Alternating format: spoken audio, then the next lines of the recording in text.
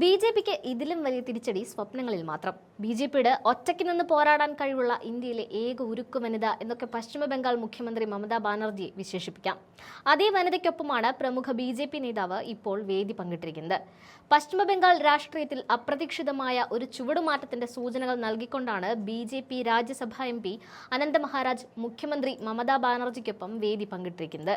കൊൽക്കത്തയിൽ നടന്ന അന്താരാഷ്ട്ര മാതൃഭാഷാ ദിനാഘോഷ ചടങ്ങിലാണ് ബി.ജെ.പി കേന്ദ്രങ്ങളെ ഞെട്ടിച്ചുകൊണ്ട് ബി.ജെ.പിയുടെ മുതിർന്ന നേതാവ് ഭരണകക്ഷിയായ തൃണമൂൽ കോൺഗ്രസ് നേതാക്കൾക്കൊപ്പം അണിനിരന്നത്.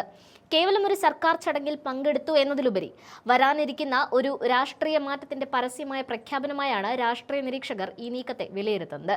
ചടങ്ങിൽ വെച്ച് പശ്ചിമ ബംഗാൾ സർക്കാർ നൽകുന്ന ഉന്നത ബഹുമതിയായ ബംഗവിഭൂഷൺ പുരസ്കാരം നൽകി മുഖ്യമന്ത്രി മമതാ ബാനർജി അനന്ത മഹാരാജിനെ ആദരിച്ചു.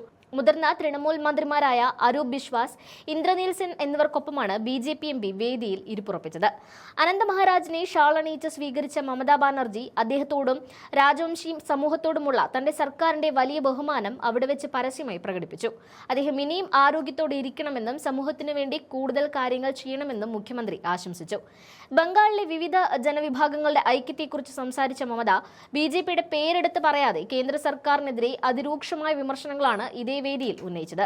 ബംഗാളി ഭാഷ സംസാരിക്കുന്നവരെ മനഃപൂർവ്വം നുഴഞ്ഞുകയറ്റക്കാരായി ചിത്രീകരിക്കാനാണ് ചിലർ ശ്രമിക്കുന്നതെന്ന് എം.പിയെ വേദിയിലിരുത്തി തന്നെ അവർ ആരോപണമുന്നയിച്ചു. ഡൽഹിയിലെ സാഹിത്യ അക്കാദമി ബംഗാളിനെ അവഗണിക്കുകയാണെന്നും ബംഗാളിൽ എഴുത്തുകാരോ കവികളോ ഇല്ല എന്നാണോ കേന്ദ്രം കരുതുന്നതെന്നും മമത ചോദിച്ചു. ബംഗാൾ ആർക്കും മുന്നിലും തലകുനിക്കില്ലെന്നും ഡൽഹിയിലെ ലഡുവിനേക്കാൾ തങ്ങൾ ബഹുമാനിക്കുന്നത് ഇവിടുത്തെ മണ്ണിനെയാണെന്നും മമത പ്രഖ്യാപിക്കുമ്പോൾ ബി.ജെ.പി എം.പി അനന്ത മഹാരാജ് ഇതേ വേദിയിൽ സാക്ഷിയായി ഇരിപ്പുണ്ടായിരുന്നു. മുഖ്യമന്ത്രിയുടെ ഈ കടുത്ത രാഷ്ട്രീയ പ്രസംഗം നടക്കുമ്പോൾ അതേ വേദിയിൽ ബി.ജെ.പി എം.പി ഇരിക്കുന്നു എന്നത് തന്നെ വലിയ രാഷ്ട്രീയ ചർച്ചകൾക്ക് വഴിമരുന്നിട്ടു. എന്നാൽ ചടങ്ങിന് ശേഷം മാധ്യമങ്ങളെ കണ്ട അനന്ത മഹാരാജ് നടത്തിയ വെളിപ്പെടുത്തലുകൾ ബി.ജെ.പിയെ തീർത്തും പ്രതിരോധത്തിലാക്കുന്നതായിരുന്നു. കേന്ദ്ര സർക്കാരിനെതിരെ അദ്ദേഹം പരസ്യമായി തന്നെ രംഗത്തെത്തി. വളരെ വലിയ പ്രതീക്ഷകളോടെയാണ് രാജവംശി സമൂഹം ഇന്ത്യൻ റിപ്പബ്ലിക്കിന്റെ ഭാഗമായതെന്നും എന്നാൽ കഴിഞ്ഞ കാലങ്ങളിലെല്ലാം കേന്ദ്രം തങ്ങളെ അവഗണിക്കുക മാത്രമാണ് ചെയ്തതെന്നും അദ്ദേഹം തുറന്നടിച്ചു.